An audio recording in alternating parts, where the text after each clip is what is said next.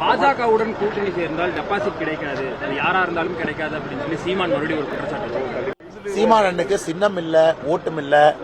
இப்ப அண்ணாமலை மேல சீமான் அண்ணன் உட்கார்ந்துட்டார். இப்ப என்ன அண்ணாமலை சீமான் அண்ணன் ஸ்லீப்பர் செல்லா அப்படியா?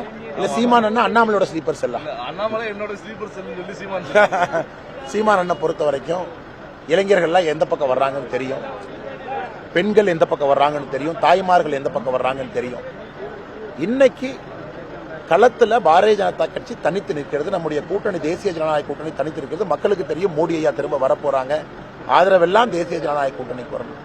அதனால ஏற்கனவே சொல்லியிருக்கின்றேன், சீமானனை பொறுத்த வரைக்கும் இதெல்லாம் பேசதான் செய்வாங்க, அதெல்லாம் பெருசா கண்டுக்காதீங்க.